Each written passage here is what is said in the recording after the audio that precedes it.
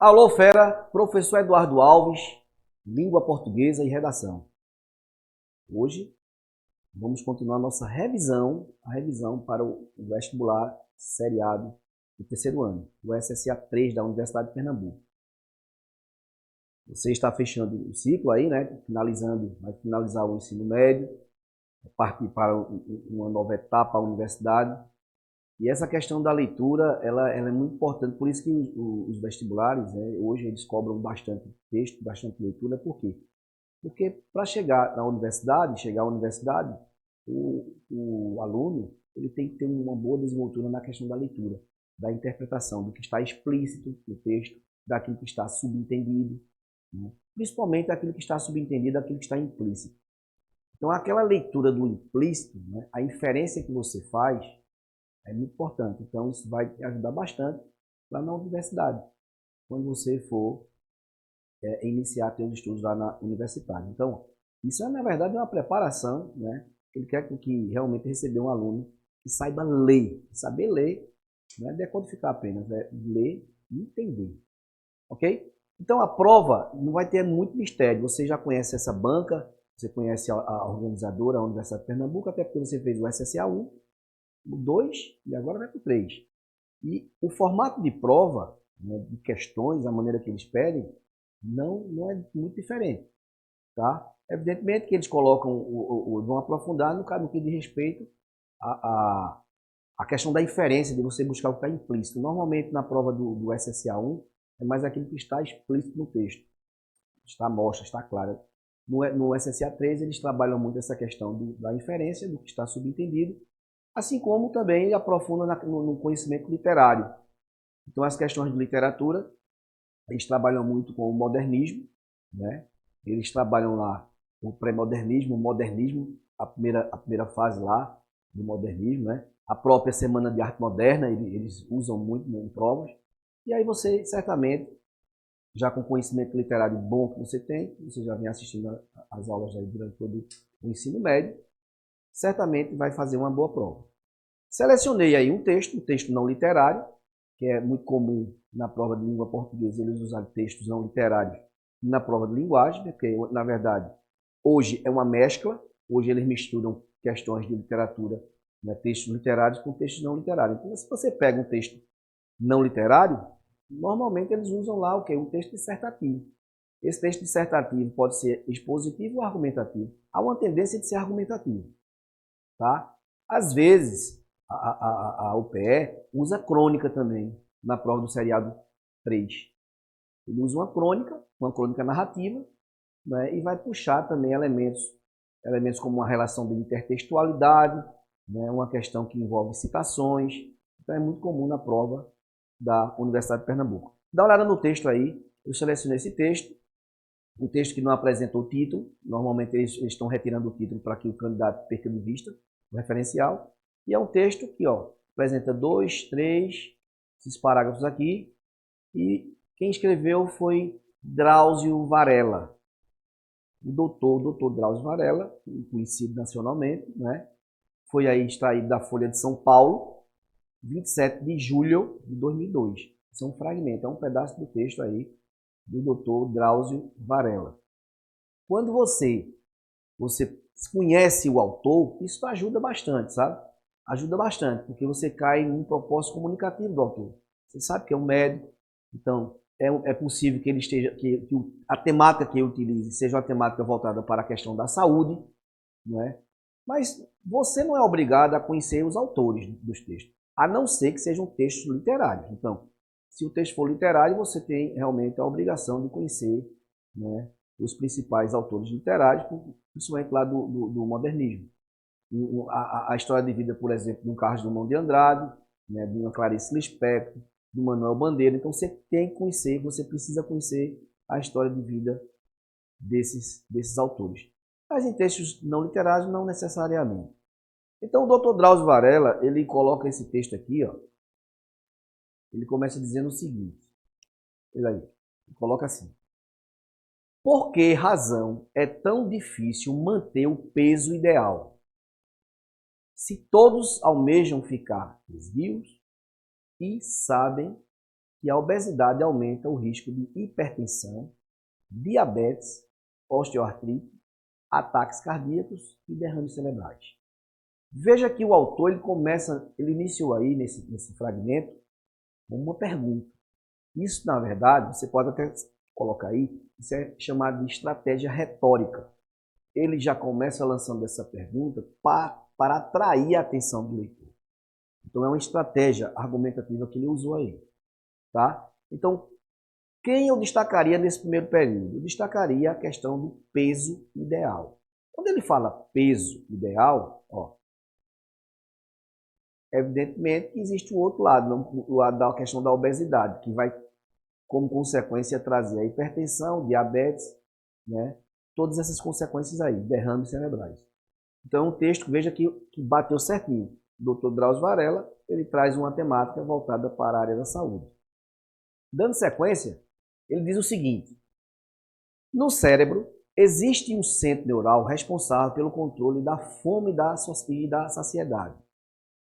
Milhões de anos de seleção natural forjaram a fisiologia desse centro para assegurar a ingestão de um número de calorias compatível com as necessidades energéticas do organismo. Veja que isso é um texto, né? Até a linguagem que ele utiliza é a linguagem de um especialista.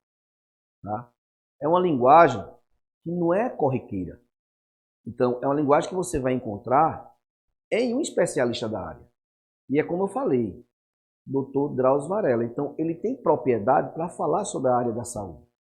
E certamente ele vai falar, né, usando palavras em uma linguagem mais técnica.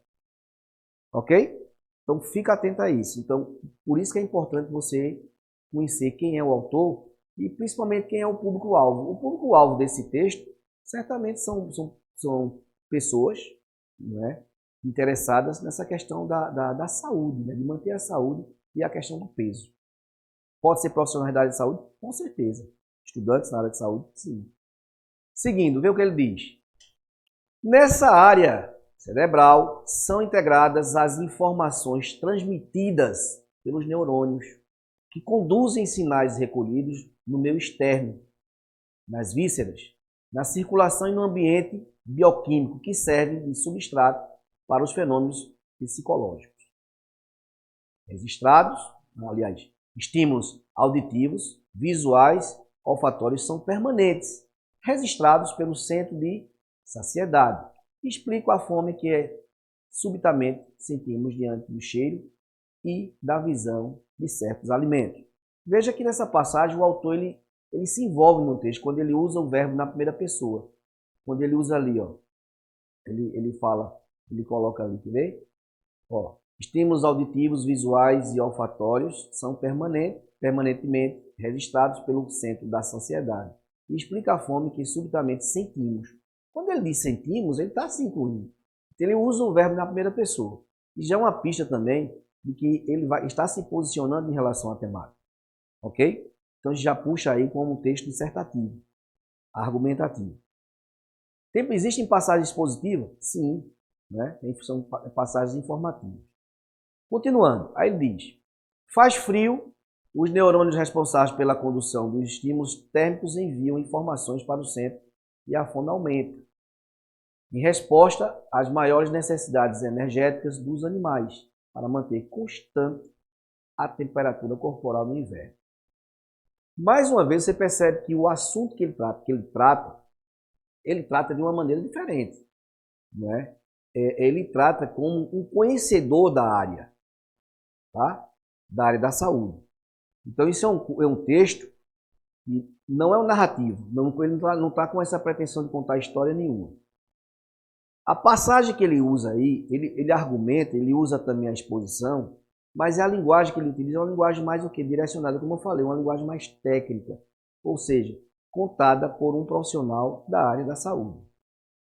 Seguindo, quando as paredes do estômago são distendidas, quando ele diz isso, não é qualquer pessoa que vai saber, né, definir, explicar, justificar e argumentar sobre essa temática, da maneira que ele vem fazendo. A taxa de glicose na circulação aumenta.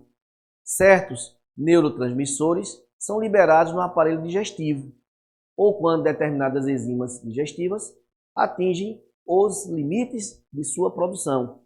O centro da saciedade bloqueia a fome e interrompe a refeição. Então veja que o que ele coloca aí, né, ele está mostrando exatamente o conhecimento que ele tem sobre essa questão aí, né, da saciedade. E aí ele finaliza dizendo assim: fenômenos psicológicos também interferem permanentemente com o mecanismo da fome e da saciedade, porque os centros cerebrais são especialmente sensíveis aos neurotransmissores envolvidos nas sensações de prazer. Por isso, comemos, veja que ele se envolveu aí, comemos, ele se inclui. Comemos mais quando estamos entre amigos e menos em ambientes hostis ou sob estresse psicológico. Dr. Drauzio Varela, Folha de São Paulo, 27 de julho de 2002, um texto que ele vai pedir na primeira questão, dizer o seguinte, vê o que ele vai colocar aí. O texto 1 precisa ser entendido como? Vê, é muito comum, desde o SSA 1, passando pelo 2 e 3, a organizadora, a UPE, a Universidade de Pernambuco, trazer a tipologia textual, o tipo de texto. Professor? Sim. Então, ele quer saber se o candidato, se o aluno, se o estudante, se você, fera, sabe tipificar o texto. Além de tipificar, se você sabe diferenciar o tipo e o gênero textual. Isso foi trabalhado durante todo o ano. Você já sabe que há essa diferença entre tipo e gênero. Os gêneros são diversos e é como se fosse classificações do tipo. Os tipos textuais que circulam no nosso meio, no meio social, principalmente nas provas, nos vestibulares, são 5. A gente pode até dizer que 6. O texto narrativo, o texto descritivo, não é? Que normalmente o texto narrativo é um texto dinâmico, um texto de apresentações.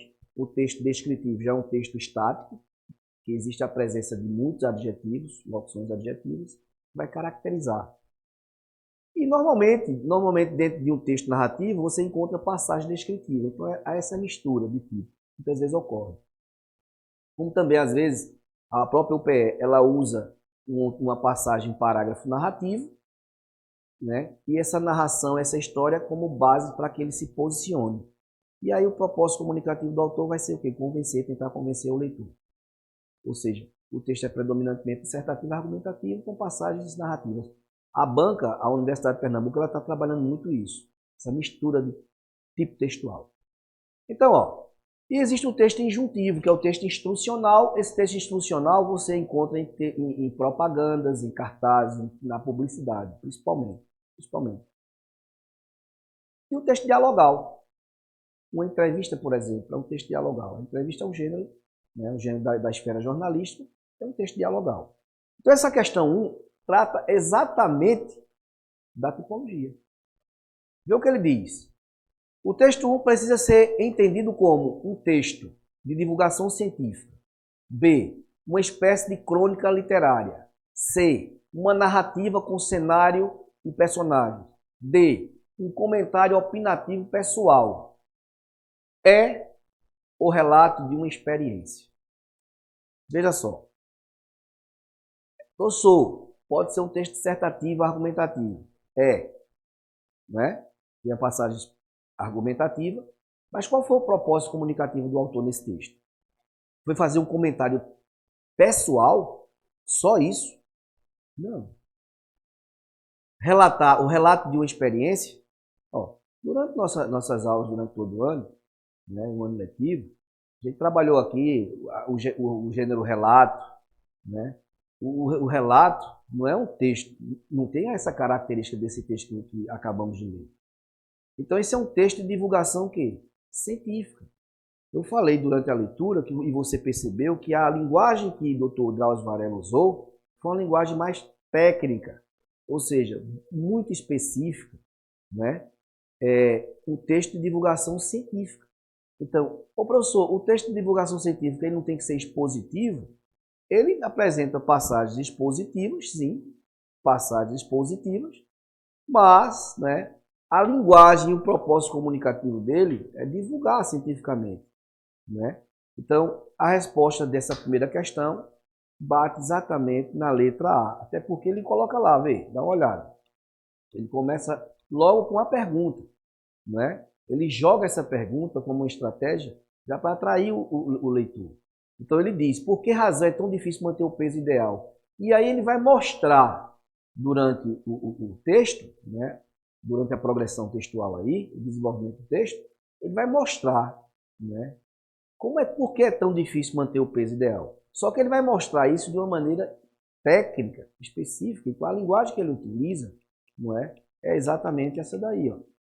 Então a resposta, ó, é letra A, um texto de divulgação que? Científica.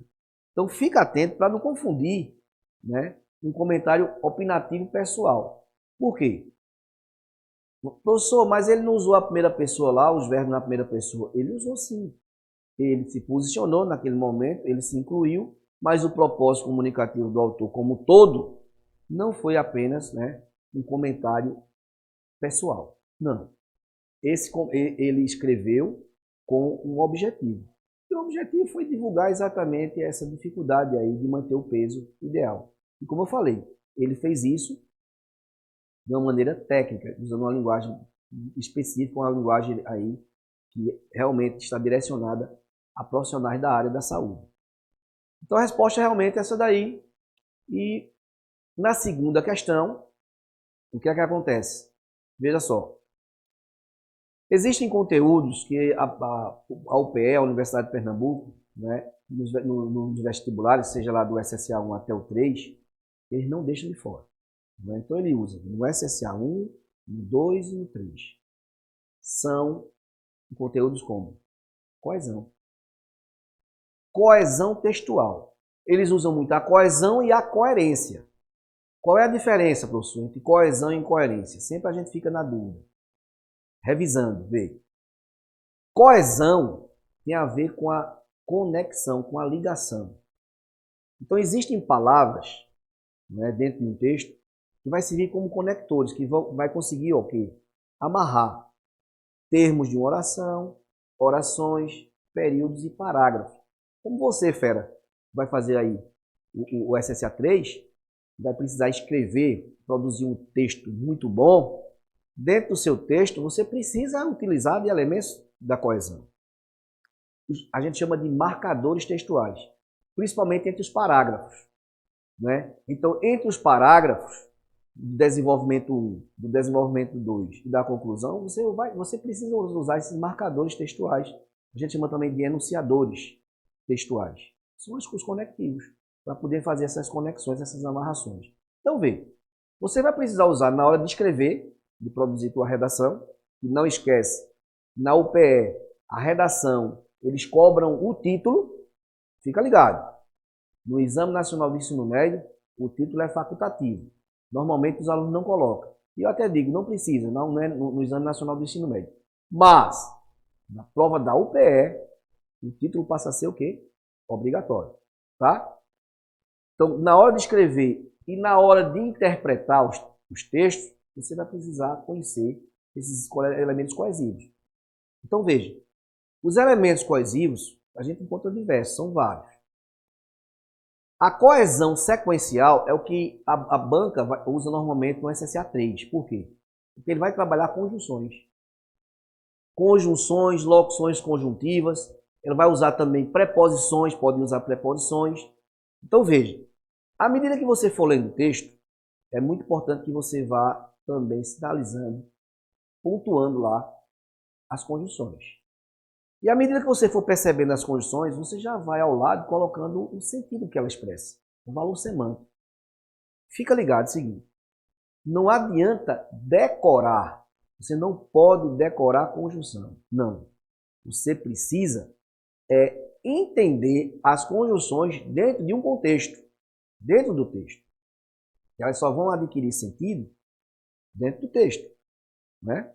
Então, nesse trecho aí, ele diz assim, ó, milhões de anos de seleção natural forjaram a fisiologia desse centro para assegurar a ingestão de um número de calorias compatível com as necessidades energéticas do organismo. Quanto ao sentido, indica, preste atenção, ele está pedindo quanto ao sentido. Se ele pede quanto ao sentido, ele está pedindo aí semântica. Semântica é a parte da língua portuguesa que vai tratar exatamente do sentido. E aí ele destaca todo esse termo. Então o que é que acontece? Ele poderia destacar também só o para, a preposição para, mas ele destacou toda a oração. O que é que acontece? Ele quer o sentido dessa oração. Então, ora ele destaca a oração como um todo, ora ele destaca o quê? Ou a preposição ou a conjunção. Se aparecesse para quê, seria uma conjunção. O para, acompanhando o verbo aí no infinitivo, o assegurar, vai trazer uma ideia de finalidade. Então, é o objetivo que ele pretende, o que ele quer, finalidade. Então, essa oração que está em destaque estabelece exatamente essa relação de finalidade. É o objetivo pretendido. Dá uma olhada nas alternativas. Ele diz o seguinte, vê. Letra A, uma posição em relação a milhões de anos necessária à seleção natural. B, a finalidade com que em milhões de anos foi forjada a seleção natural. Finalidade. C, a localização espacial onde teve lugar essa seleção natural que forjou a fisiologia desse centro. Quando ele fala em localização espacial, ele está falando em local, lugar. Aí você encontra isso em adjuntos adverbiais de lugar. Exemplo, se eu disser assim, no Brasil, a desigualdade social é grande. No Brasil, é um adjunto adverbial deslocado. Isso ele chama hoje de localização espacial. Então, fica ligado. A localização espacial tem a ver com o lugar. Não foi o caso. Na letra A ele coloca como oposição, a ideia contrária. Não. A letra D ele diz o limite de tempo em que ocorreu a seleção natural referida. A marca temporal. E a E, uma concessão em relação à quantidade de ingestão de calorias. Quando ele fala concessão, anota aí, a concessão indica oposição, tá? Indica uma relação antitética, uma ressalva. Se eu marcar a letra E, eu teria que marcar a letra A também, tá? Que indica oposição. Então a resposta dessa questão, ó, B. A gente já tinha percebido isso logo no trecho que estava destacado. Então o trecho em destaque falava exatamente dessa questão aí da finalidade do objetivo. Vamos voltar aqui, eu vou voltar aqui ao texto para mostrar aqui uma situação. Observa o seguinte, eu disse que à medida que você for lendo o texto, vá percebendo os conectivos, certo? Então ele começou com essa pergunta, aí ele vem no cérebro, ó, local, sempre observando, e existe a vírgula. Isso é um termo que está deslocado, então ele valoriza esse termo aí, local. Outra coisa, aí, para assegurar foi a finalidade. Aí nessa outra, nessa área cerebral, ó, local também, lugar, né? Relação espacial. O que mais? Você pode perceber, além das conjunções I, ó, o I. Tenha muito cuidado com a conjunção I, porque quando aparece I, aí muita gente diz, é uma adição, é uma soma. Depende. A conjunção aditiva, né, ela pode acontecer, né? Mas esse I é um coringa. Dependendo do contexto, o I pode ser uma oposição, pode assumir papel de conjunção e de explicação. Ok? Então, ó, deixo aqui um grande abraço, revisa, estuda para fazer uma excelente prova na Universidade de Pernambuco. Até mais.